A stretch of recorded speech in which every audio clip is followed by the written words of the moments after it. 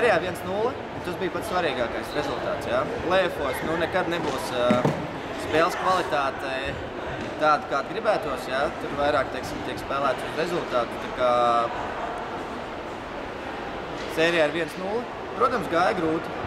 Ķekavietis ļoti labi sāk spēles pirmo pusi. Ļoti labi noskaņojušās, bija ļoti agresīvi spēlēja. Un mums problēma bija, nebijām īsti gatavi spēles sākumam. Un kamēr iegājām tajā spēles ritmā, bišķiņ nācās pamainīt arī maiņas. Pamainījām maiņas, tas deva rezultātu. Sākām krāt pārsvaru un beigās izcīnījām arī diezgan pārliecinošu uzvaru. Pēdējās divās spēlēs jūs teiksim tā, pārlauzāt spēli trešajā periodā. Līdz šim ir izdevies pārsvaru stabilu iegūt jau spēles pirmajā pusē. Kāpēc tas klibo? Grūti spriest. Droši vien daudz tas arī atkarīgs ir no kaut kādiem. Pretinieks ļoti labi sagatavojās spēlē. Mēs varbūt neesam kaut kur īsti gatavi, kaut kur zemapziņā stāv, kad beigās jau agri vai vēl mēs viņus nospiedīsim. Bet arī mums pie tā ir jādomā, arī mums ir jāņem tas vērā un jāsāk spēlēt no spēles sākuma. Piekrīt, tas nav pats labākais scenārijs atlikt visus pēdējo trešo trešdaļu.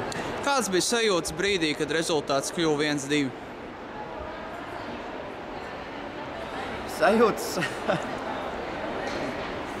Tā ir spēle un nevar vienmēr būt drošā vadībā.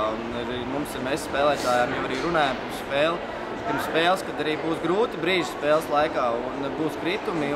Mums ir jābūt gatavām psiholoģiski nesalūst kaut kādā brīdī, bet spēle iet 60 minūtes un ir jāspēlē visas 60 minūtes. Tā kā tas posms, kad bijām iedzinējos -1, tas varbūt meitenes tikai mazliet vairāk motivēja. Lika saņemties un spēlēt daudz, mazliet agresīvāk nekā līdz šim. Nākamās divas spēles paredzētas nākamnedēļ. Kas jādara, lai RSU komanda jau nākamajās brīvdienās nodrošinātu vietu pusfinālā? Jāspēlē, jābūt gatavām, jāspēlē savu spēli, jābūt gatavām spēlēt no pirmās minūtes, nevis no 35. minūtes. Ja? Un tad arī varam šo sēriju beigt, bet es vēlreiz atkārtošos, ļoti labi Ķekavas meitenes ļoti labi ir noskaņojušās šai sērijai un nebūs mums viegli. Un tiešām labu spēli rāda Ķekavas meitenes. Man ļoti patika, manuprāt, mēs ļoti labi nocīnījāmies un tīpaši pirmie 2 periodi, manuprāt, parādīja ļoti līdzīgu spēli.